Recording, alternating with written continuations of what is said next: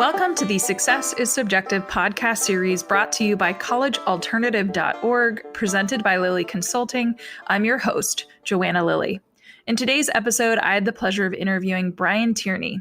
A son of the city of Philadelphia and current Denverite, Brian works as the clinical outreach manager for Red Rock Recovery Center, which offers an in-network full continuum of care for addiction treatment. Over the past 6 years, Brian has held a myriad of roles in the addiction treatment space, including being an addictions counselor, a peer recovery support manager, and more recently as a department manager overseeing community outreach. He is currently serving as a board member for Colorado Artist in Recovery and is an advisory board member for the Recovery Cafe in Longmont. Brian proudly identifies as a person in long-term recovery and is passionate about creating intentional spaces where people can thrive. Let's not wait any longer. Here's Brian. All right. Brian, I'm super excited to have you on the podcast. Thanks for taking the time to chat with me. Yeah, thanks, Joanna. I appreciate the invite. Happy to be here. Yeah. All right. Well, let's just dive in because I actually really don't know your story. So why don't you tell the listeners, where did you grow up? And then kind of what were you hearing from your family as well as the community in which you were growing up in around post-secondary education? So I grew up in the city of Philadelphia, and that's where I went to school and went to a private school for a Jesuit school for high school. What I was hearing at the time, obviously going to a school like that, it's kind of, it was called St. Joe's Prep. So it's a preparatory school for college. So about 98% of the people that go to that school are preparing themselves to go to school, to college level schools. I'll also identify as a person in long-term recovery. And that was really when some of my issues with drugs and alcohol really came to light for me. So when I was going to that school, it was an amazing place to be, and they really tried to support me through that process the best they could. But I was actually being recommended by many family members to not even consider college and to maybe go a different route. And even speaking with a guidance counselor there, at the school, it was, hey, these are the college options you have available to you. And I just kind of went with it because everyone around me, all my peers were doing it. So I felt like this is the next step. I did have some advice from people in my life and my family and even friends that were like, hey, maybe don't do that. It doesn't seem like you don't really have a track record of engaging academically. So maybe this is a time for you to kind of think about what you want to do with your life. So I actually had my parents encouraging me to consider other options, but I felt insulted by that because all my other friends were going to college. So I was like, well, I'm going to do what everyone's doing. I'm not going to go do whatever. So that was some of the advice I was receiving and I didn't listen to. And I did end up going to whatever school would accept me, essentially, that was far enough away from home that I didn't have to commute from home to go to school. So I found a school in Pennsylvania that was just like a local small state school and got in there fine. And, really struggled in there because I was actively in my addiction and alcoholism at that point, and ended up dropping out about 3 years later and accruing a lot of debt for college. And then I was thinking about some of the advice that I got from some people. I was like, yeah, maybe I should have taken some more time to really consider this next move and think about what I wanted to do, because I had no clue what I wanted to do in college. I knew I was interested in history, so I signed up to be a history major. Then I started looking at options for careers for that. And none of those things appealed to me. One option was essentially, paralegal or kind of get into law, or the other one was like research. And both of those things were, thinking about going to law school at the place I was academically was kind of a non-starter. And then also thinking about research stuff, I was like, this is my least favorite part of this work. So, I was kind of lost, and I probably changed majors about 4 times at that time. And then it ended up at a point where my alcoholism and my addiction was really controlling my life and just not being able to participate academically at all, and had to step back from school. But I'm grateful that I had that experience because I have re-entered school and I'm finishing up a degree in social work currently. And I'm really glad that I had that experience with college early on in life because revisiting it later in life, I already had some skill sets. I was like, oh, this is how I could have done this, and I just was able to navigate it. I think a lot easier. Now I'm like a straight A student and like doing very well, and I'm actually applying for grad school right now as we're talking. So it's really exciting. But yeah, about 10 years later than when I initially went in when I was 19 or whatever. Um, so yeah, that was kind of my experience with my post-secondary education. Went to a great high school, and I really value that education I got. But due to some personal setbacks I was experiencing, probably could have benefited from putting a pause on some of that stuff and addressing some of those other issues first before entering into any kind of higher level academic area, Yeah. um, which is what I did eventually. After some life lessons. Well, Yeah, I like how you even started that conversation by saying, like, look, your parents were like, they weren't saying, no, Brian, you can't go to school. We're not letting you go to school. They were like gently trying to say, maybe you want to reconsider for now. And the way in which you interpret it, which you said was, I felt insulted, right? mm-hmm. Like, I am. I'm a graduate from a college prep high school, Yeah, essentially, and the majority of my peers are going that route.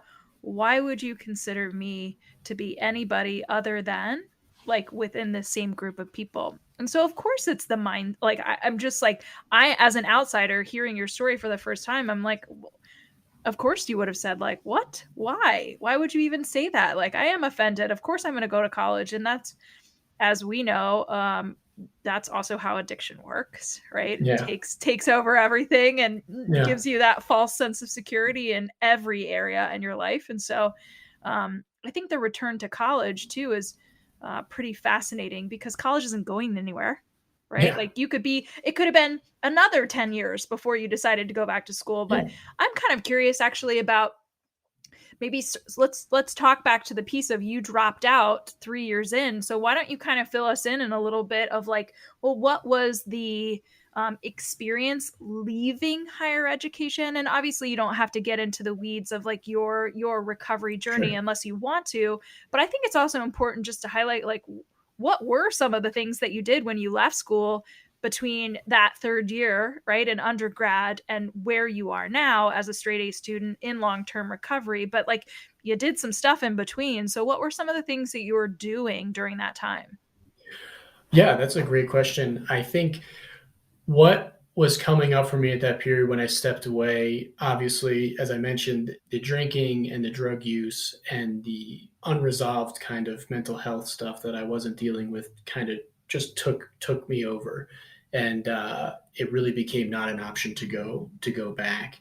Um, and there was a lot of shame. I mean, it was a ton of shame. I did performed really well in school up until I got into like a nice high school, and that's when some of my academic struggles started to come in, and really feeling that like I know I'm capable of doing this stuff. Like I feel like I'm smart enough to do it, but I can't consistently show up with my behaviors because of this unresolved relationship I have with drug and alcohol.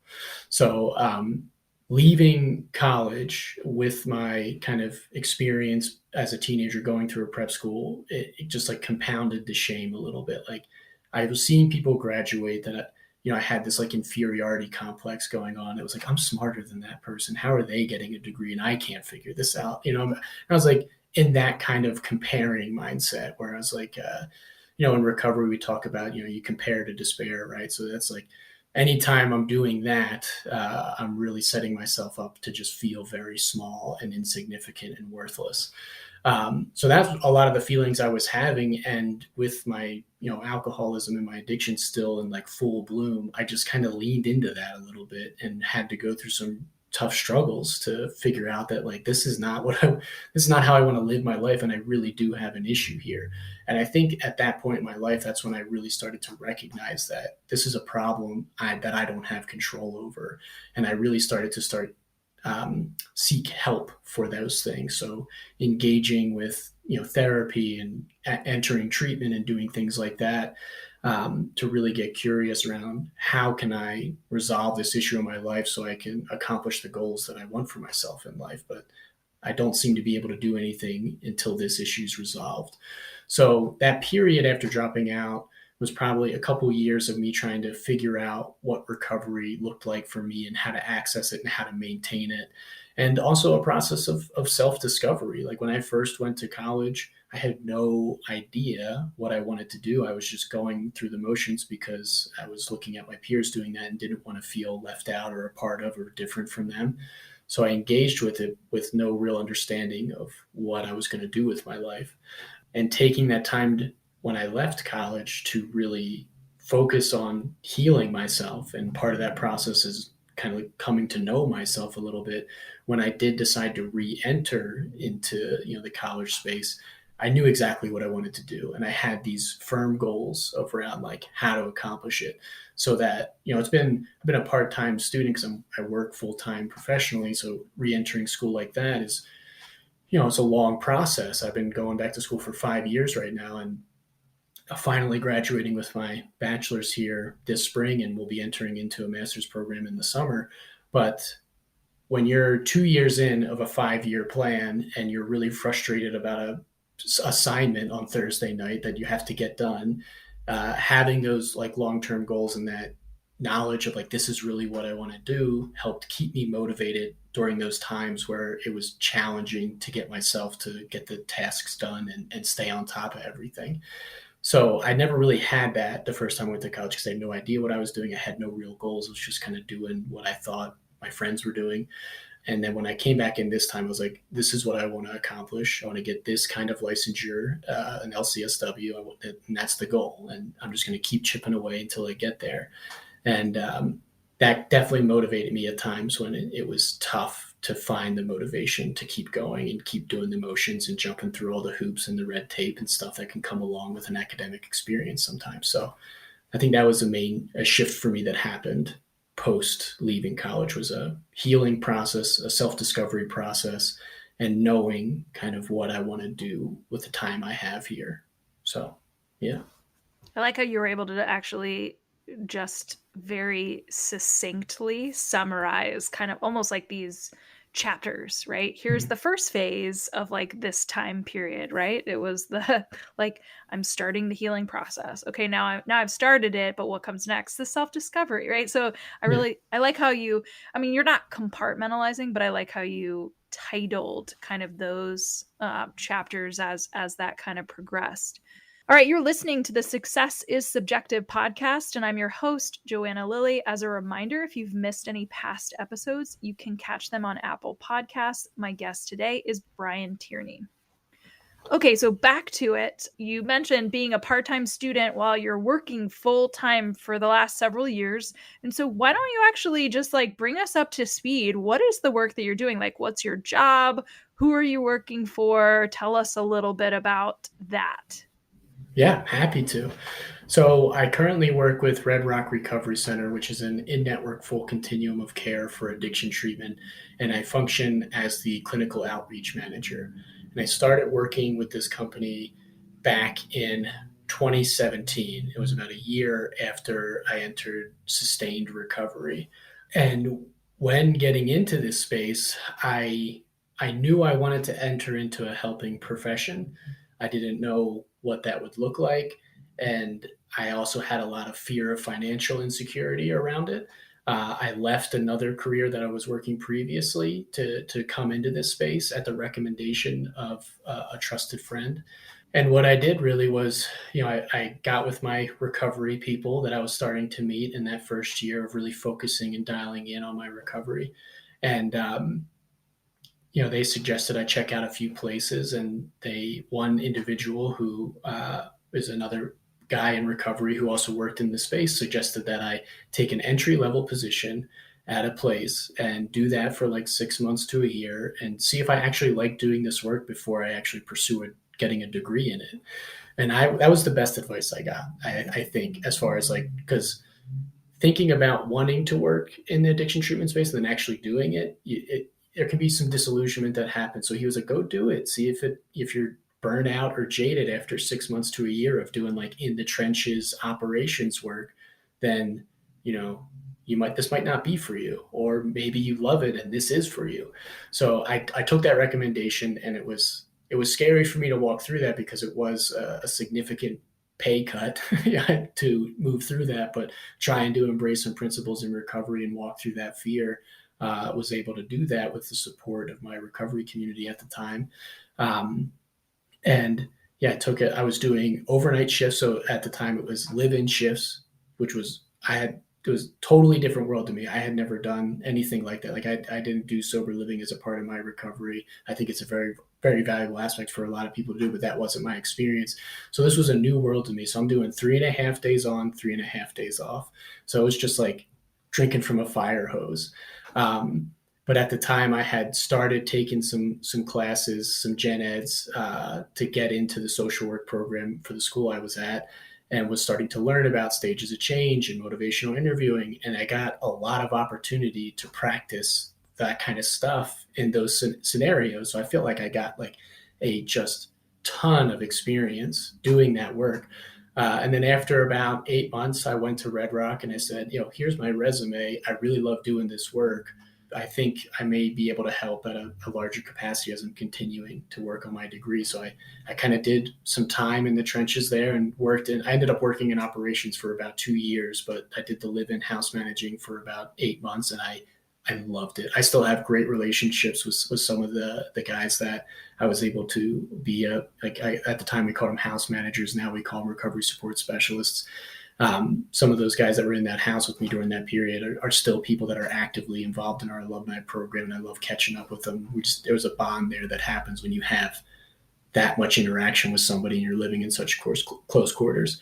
So the great thing about working at a place like Red Rock, it was a smaller, like family-owned business, like to promote from within. So if you showed some competency in some areas, they would give you the opportunity to try it in some other areas. So kind of got to work my way through operations, ended up getting into compliance because I had a little bit of a background in that, got to learn a lot about the Joint Commission accreditation process and some of those kind of industry standards for best practice.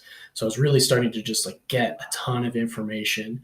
And then having that experience, got to move into the business development team to develop the first alumni program at Red Rock, which is really where I began to thrive, I think, in this space, because that's all peer recovery support, creating intentional communities, developing programming, doing aftercare services. And that was a whole nother ball game to learn that I was really passionate about. So I got to work in that space for 2 years as well. But I think that operations experience really lends itself to whatever level of if you're working in the addiction treatment space, very helpful to understand those aspects of the work, because I personally believe it's one of the hardest jobs to have in the space, because the money, it's entry level kind of pay, and you're often on the front lines. You don't have a lot of autonomy around what's happening. It's usually like, here's the rules, go enforce them, and figuring out how to do that diplomatically and respectfully to the clients is a good skill set to really hone in on. So I really enjoyed that process. And then now where I'm at, working on the business development team as the clinical outreach manager, it's a whole nother ballgame of really learning how these systems work. And at Red Rock, it's an in-network program. So working within the confines of a managed care system, really learning the logistics around how insurance works and reimbursement and contracts. And these are all really good things to know. My ultimate goal is to finish my clinical degree. And with all this background information, I think that will lend itself really well to being able to treat people effectively and respectfully. Yeah. Well, you truly have the insider experience of every aspect of it. Feels like almost every aspect of the addiction treatment, right? Kind of continuum. So with that in mind, I'm just going to ask you this question point blank, because I ask every single one of my guests, do you see yourself as successful? I do. I really do. And it's a tough thing for me to even say that, just because it's like, it feels like a little self-aggrandizing. But if I look at it and I try to be objective about it, where my life was before I got into recovery and the path I was on, even if I was making okay money or whatever, or had some sort of career plan, I was so miserable on my day-to-day life because I was struggling to maintain this recovery aspect of my life. And today, when I think about what I've been able to accomplish in the past 5 or 6 years, I go, it blows my mind where I was and where I am now. And a lot of that is due to just taking care of myself, and everything else just kind of fell into place. Like I really intentionally prioritized the healing, going to therapy, doing that kind of work. And then these things just started lining up. And then I sometimes have to like sit back and reflect and go like, I'm here, I'm managing a department now, and I like have a team and I get to work with this stuff. And it kind of amazes me a little bit when I think about 5 years ago, like being a house manager, or even before I entered into house managing, I had like a little recovery job, I like to call it, where I was like working all these odd jobs like Lyft and doing, that kind of stuff to just make ends meet. And now I'm doing this and I have a real trajectory and opportunity ahead of me. So I feel successful in my life now, and I feel that there's more to come. And that's something I didn't feel before until I got into, sustained recovery. With that in mind too, if you could give one piece of advice to a young adult, right? Whether it's Brian circa 20 years old, right? Somebody else who's out there struggling, or just generically speaking, whatever that struggle may be in terms of your definition, what advice would you give to a young adult right now? Yeah, if I had a time machine and could like walk through the portal and talk to myself, which is probably a fantasy that comes up more often for me sometimes than it should, but I think about that sometimes, and I think about what would I say to myself, and what would that version of myself, that younger version of myself, actually be able to receive. And I think what I would just suggest is really try to stress the point is, don't compare yourself to the people around you. Know that you have intrinsic value, because I think I really struggled with that. Just the reason why I went to college, because I didn't want to feel less than my peers. The reason why I felt slighted when my parents told me, maybe looking to getting into a union or something like that. I felt slighted because it made me feel less than the people around me. And I would say that in order to cultivate, that really intrinsic understanding of my self-worth, is to do the work, do the healing work, focus on that, focus on discovering who you are. Because I really felt like I thought I knew who I was at that age. And I had a concrete identity structure that really blocked me from being able to grow. So doing whatever I needed to do to kind of cultivate some humility so I could go, hey, I'm going to focus on this. I'm going to really figure out who I am as a person. Maybe take some more time than the people around me, and focus on that stuff so I can feel really confident about the next step that I'm taking. So if you're kind of a younger adult and you're looking at your options, I think the first place to start is inwardly, and seeing what are some of the blocks you have to address, so that when you make that next decision, that could be, a life altering decision, you're doing it from a place of confidence where you feel informed about yourself and you feel informed about the decision you're making. So I think that's probably what I would say to myself. I don't know if myself would have listened, though, to be honest. I was a pretty stubborn fella. But I would have tried at least to say, hey, figure your stuff out, figure out who you are, and then make your moves. I think there's a lot of young people that are pretty stubborn, honestly, at that point in their life. And if Yeah. their focus is outwardly on that comparison to other people, it makes it really hard to divert. And like you said, look within, right? Like, what are Yeah. my strengths? Where are my struggles right now? And unfortunately, that's why we have such what feels like an epidemic, pre-pandemic, right? An epidemic of mental health and substance abuse struggles during that kind of real emerging adult kind of rite of passage, coming of age time period. And so Yeah. I think people just need to connect with you immediately. So right out of the gate, how can folks connect with you? Yeah, so I'll definitely share my email and my phone number to reach me. So I have an email. It's brian.tierney@redrockrecoverycenter.com. And my number, I could say it here, it's just 720-557-6180. And I'm always down to talk about if anyone wants to call and talk just about, hey, this is what's going on. Let's work this out. Let's figure what's going on. I'm always down to have those kind of conversations or offer any experience I have. I did want to add one more thing, if it's okay, about talking about kind of making those decisions in young adulthood. I have a close friend of mine who puts it like this, is that we all have like two selves. We have a self of who we really are and the self that we attempt to project to the world around us. And oftentimes that's the self that we think we are when really we're this other self, right? That can kind of be buried by that. And I do think that's become more challenging to acknowledge with the advent of social media. Like when we're putting stuff up there, we're really projecting this image of who we want people to perceive us as. And that just kind of exacerbates the issue of being able to identify who you really are and coming to terms with that. And I think I'm a little fortunate there because I may age myself a little bit here, but like I remember signing up for Facebook when you had to have a college, email in order to be on it in a college dorm, like, getting on there.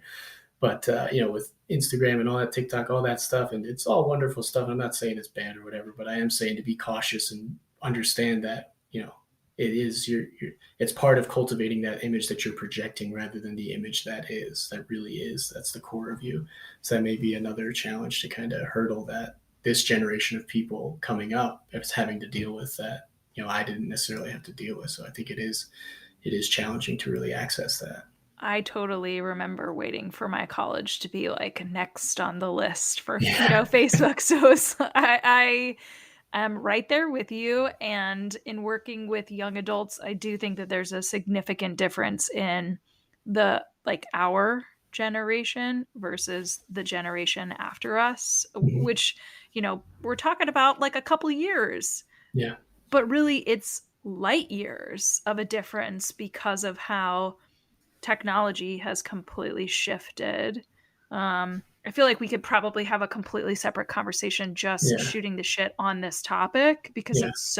it's so relevant and intertwined and interconnected to the work that we do in that recovery space Mhm. and with young adults. And so I think, yeah, fight the good fight. And I really like that you shared that. I feel like that's like, man, way to go out with a bang. That was like a Yeah. real like go look at yourself in the mirror and like really, who are you versus who are you presenting or trying to be, because it's so different. Yeah. So Brian, I really appreciate, we'll make sure that your contact information's in the show notes. So if Mhm. anybody's listening, then you can obviously just go there, click on the website for Red Rock Recovery Center, or send Brian an email, give him a shout. Like you said, he's open Mhm. to having any conversation. And what I like about this is that, or at least what I'm finding, is that people are reaching out to the guests. Yes, some in relation to like your actual business and like being curious more about kind of the company that you work for, but more so just seeking empathy, validation, like mentorship, like another voice, and just like honestly expressing gratitude.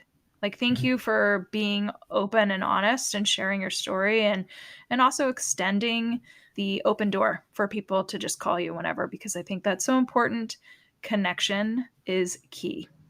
Definitely. Definitely. And I'll say it again too. Please, if you anything you want to reach out and talk about, I am so down. I love to get the opportunity to share my experience. I love to hear the experience of other people as well, and just kind of collaborate together and just like really get into it. It's like one of the favorite things I really enjoy doing, which I didn't think that would be the case, but it is. It really is. Yeah.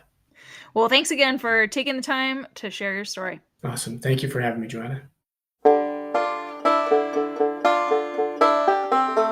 That's it for this week's Success is Subjective episode. I want to thank my guests for joining me on this week and for being willing to share your journey. This podcast would not exist if it weren't for people such as yourself. Stay tuned for our next episode where you can bet it'll be another amazing human sharing their personal story with the world. Make sure you check out the show notes where you will find contact information, website details, and all social media for our guest. Also, put a face with a voice by accessing their interview on the newly formed successissubjective.org website. If you're interested in being a guest on the podcast, you can email me at Joanna, Joanna, at successissubjective.org. I would also be remiss if I didn't tell you to check out the collegealternative.org and lilyconsulting.com websites for additional resources outside of podcasting. If you're listening to the show on Apple Podcasts, please do me a favor and subscribe. And while you're at it, feel free to leave a review. You can also download to listen to the Success is Subjective podcast on any other podcast playing app such as Audible, Google, iHeartRadio, Spotify, Stitcher, and TuneIn. Last but not least, Success is Subjective is listener supported, made possible by me and by you. You can support this podcast by joining the Patreon community at patreon.com/successissubjective. Thank you for tuning in, and remember, there is no single path through life. Success is what you make it.